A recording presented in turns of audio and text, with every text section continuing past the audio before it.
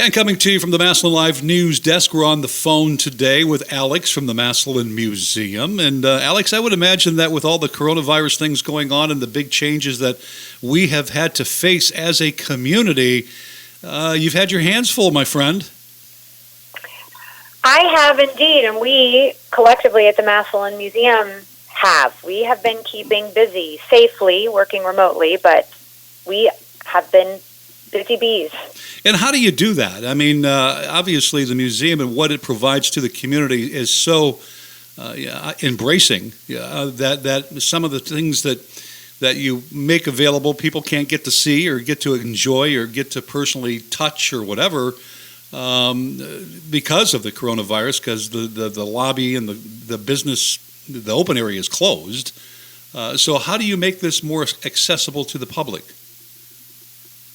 Well, at the Massillon Museum, we're fortunate that for many years we've been working to digitize our collections and make educational resources and programs available online. Okay. And virtually connecting people to those by making them available across our social media platforms and YouTube.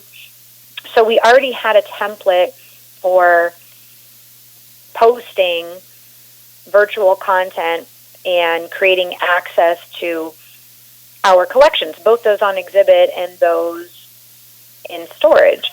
So we had as I said, we had a template for that existing, and of course we had to be nimble and adapt and remain flexible. But this time has allowed us to, because of technology, right, much in the way that you and I are able to communicate right now, we've maintained our communication and maintained a pretty rigid schedule from our remote offices of checking in with one another and developing new virtual content, as well as just kind of keeping the wheels turning behind the scenes. And I know that we'll call it virtual reality because in a sense it is. Technology has really been in a situation where we've kind of been faced with different challenges, and the technology aspects, they've been there and we've used them. However, because what we're faced with the coronavirus, this technology has been called on big time, and you guys have stepped up to the plate. Yes, well, our whole reason for existing at the Massillon Museum is to serve the community. Yes. And we are supported in large part by the community. And so it's a mission that we all understand and are loyal to and embrace and are passionate about. So when this pandemic hit, and with the quick escalation of everything, it motivated us to hone our resources and redirect them in a way that would continue to connect the museum to the community. One of the ways that we did that right out of the gate was to transition our Hallmark Brown Bag Lunch program right to a digital format. Yes. So it was available via MCTV as well as on our Facebook page, our Instagram page, and YouTube. So that was a way that we could maintain a favorite program and keep people connected. And we were able to be proactive enough to, establish that at the very outset. And it's something that we intend to continue to do. And that being said, there are going to be changes. That being said, because as we move forward, and there are little silver linings pertaining to the pandemic, they're showing that it's slowly beginning to level off. Ohio has been very proactive with the governor, and we've been kind of setting a precedent, which is good. But as we continue to become a little brighter when it comes to news, there's going to come a day that we're going to come back to some kind of normal routine. However, it'll be a new normal, I think. And I guess I wanted to ask you, what would that new normal be as far as the museum is concerned?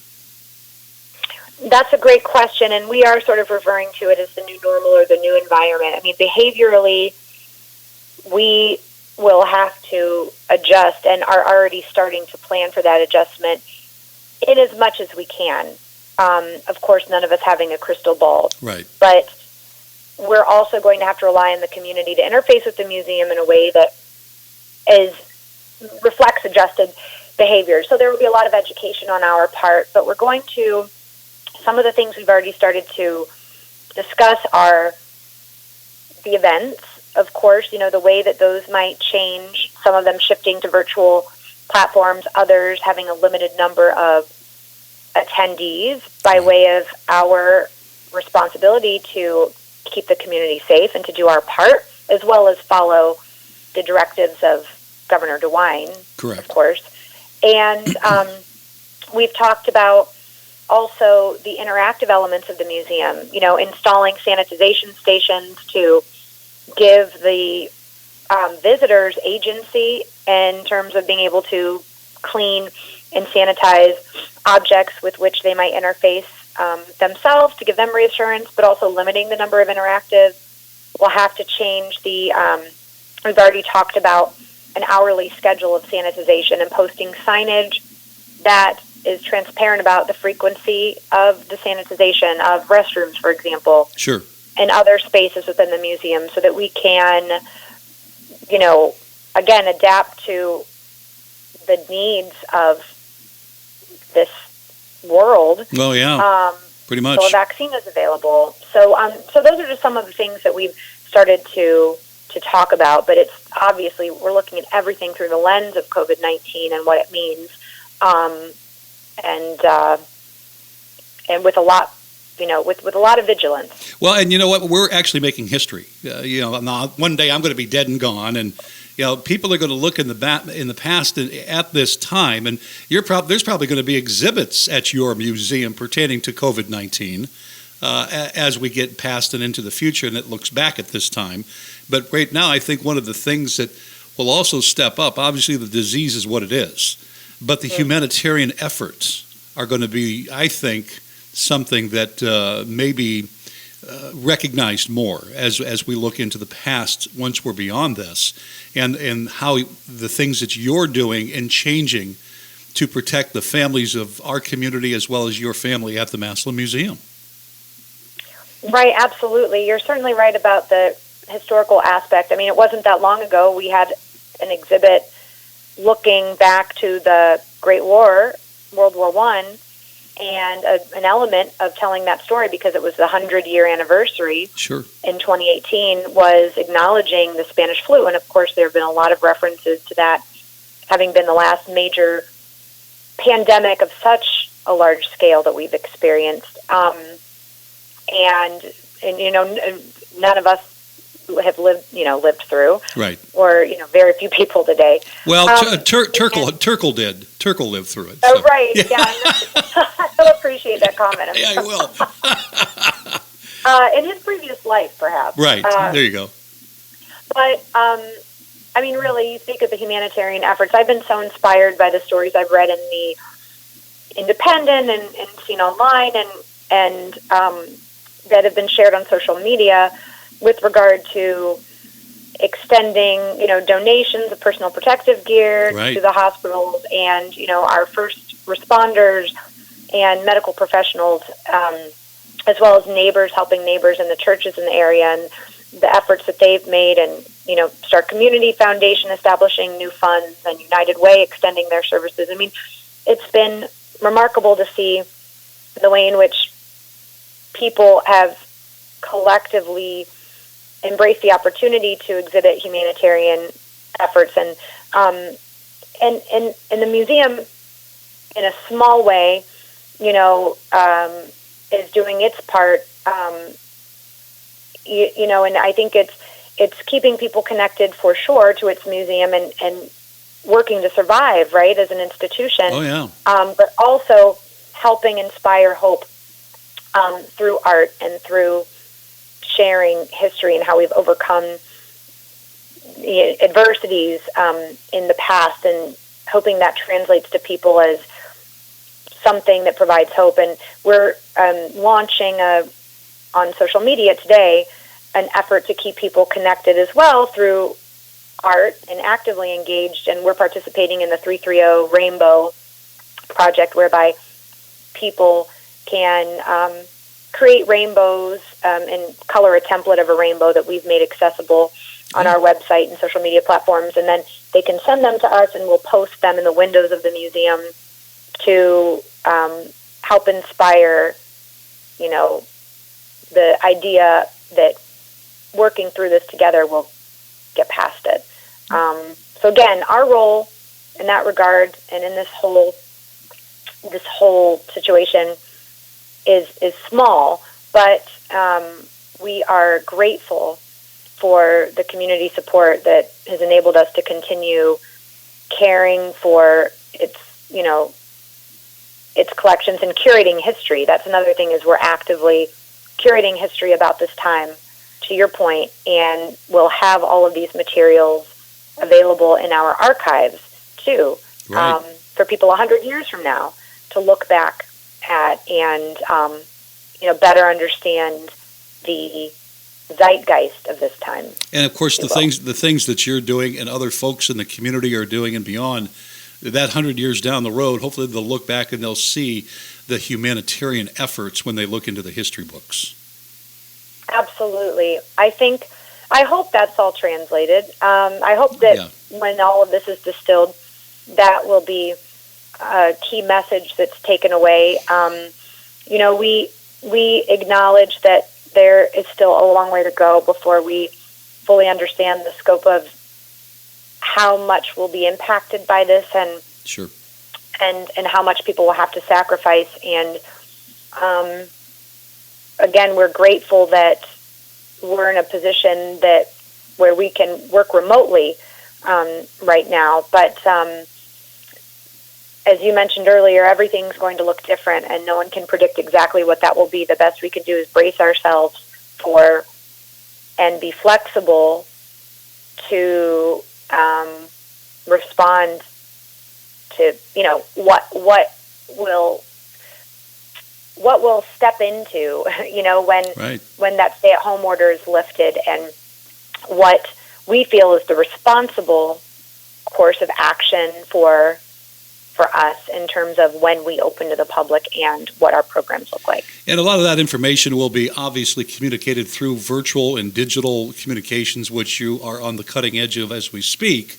And in addition to that, and we'll feature those at the conclusion of our conversation, you'll let people know as far as the progress goes, in keeping with the governor's suggestions as to when the museum might, either in a slow process or a specific time or date as to when you will open your doors physically again to the public, obviously under new guidelines.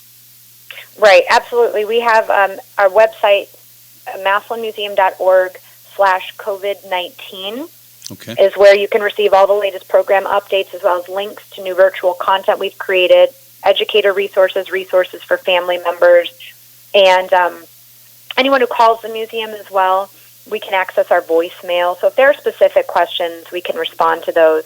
And I should say too, if you hear any colorful background noise, I am at home with my husband and my daughters. It's certainly bleeding into one of my ears. If any of that is bleeding into yours, accept my apologies. It's home office. Everybody's doing it. I mean, you see the folks on media, the big media's up in Cleveland and stuff, and right. The kids come running and say, "Hey, Mom, I want some milk."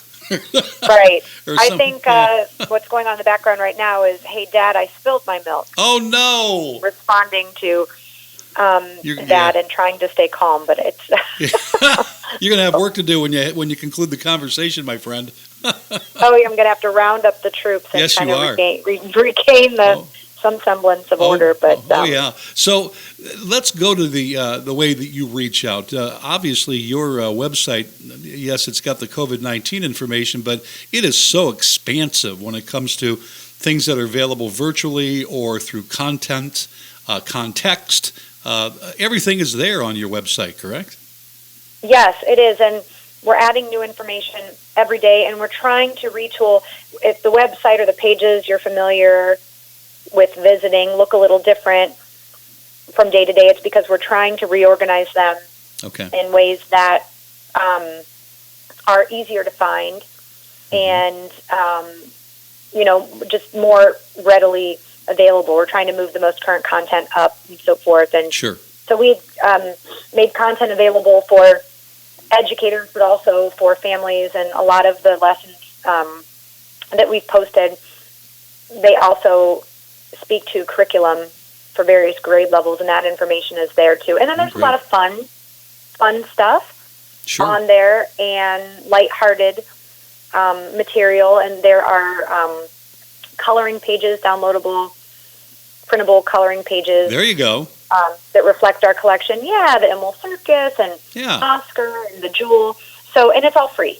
And that's important, is that, our programming we've always had free admission and, free access.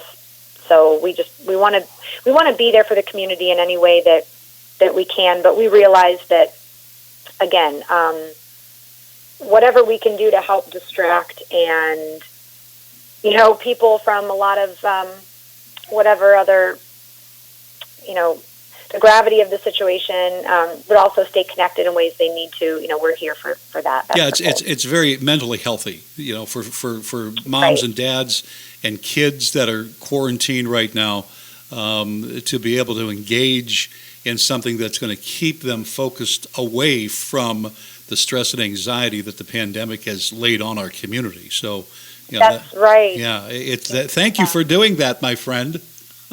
Oh, absolutely. And we're part of just a small network, too, or a much larger network, I guess, rather, of people who are doing that. We're in this collaborative with 5 other area museums that are all offering content every day at noon in a rotation. Today it's, on Fridays it's Pro Football Hall of Fame, Saturdays Denison Depot, Mondays McKinley Museum, Tuesdays MassMU, Wednesdays Kent Museum of Art, Thursday National First Ladies Library. Wow! Every day you can go to their Facebook pages at noon, find new content. So that's an effort we've established.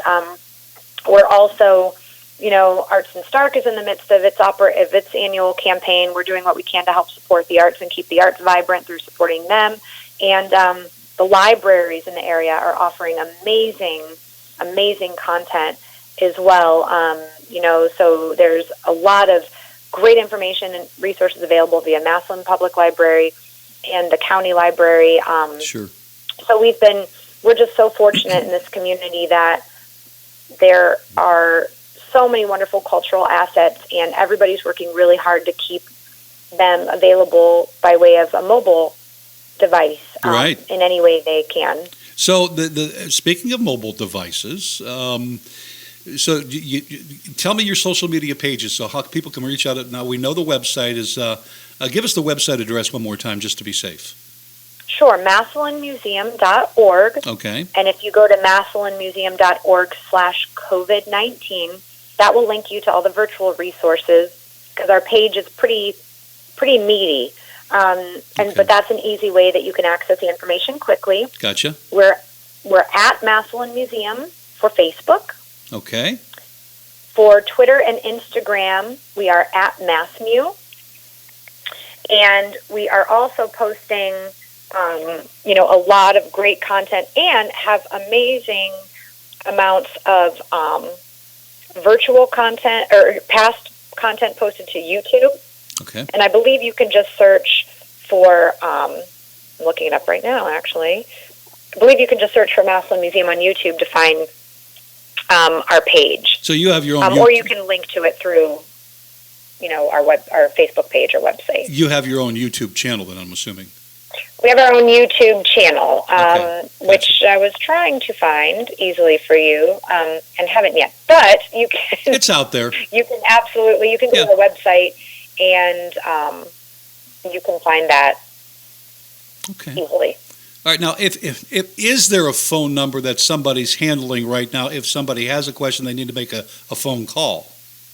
Absolutely. 330-833-4061. That's the museum main line, and you can still access the staff directories, and you'll reach the voicemail. Yeah, and leave a message. Staff members. Yeah, and then then you can get back to them. Then we'll get back to you. Yep. Oh, and actually, I just found if you YouTube.com/user/Massillon Museum slash videos. That's kind of a lot. But every video we've ever posted is there. And just scrolling down, I mean, brown bag lunches, documentaries we've created, Sure. Unique content for now commercials we've created, interviews, oral histories. It's an awesome amount of content. It's a great channel. I viewed it before, and I know that there's so many wonderful things on there, and there will continue to be many wonderful things on there as we work our way into the future, because thanks to the technology and the way you guys have embraced that technology for the people of Massillon and beyond.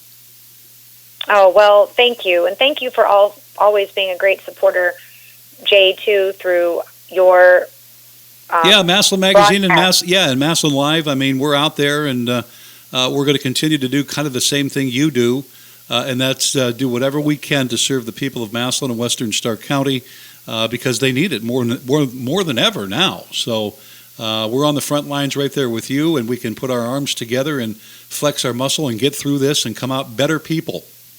Absolutely. I love that. Thank you, my friend. Thank you so much as well, and you stay safe out there. Yes, you do the same, and now go clean up that spilled milk. It's very quiet in the house right now. It's a little eerie. Oh, no. You better go check that. Where they've all gone. Yeah, you better go check that out. Thank you, my friend. Absolutely. Thanks, Jay. Have a great day. Take care.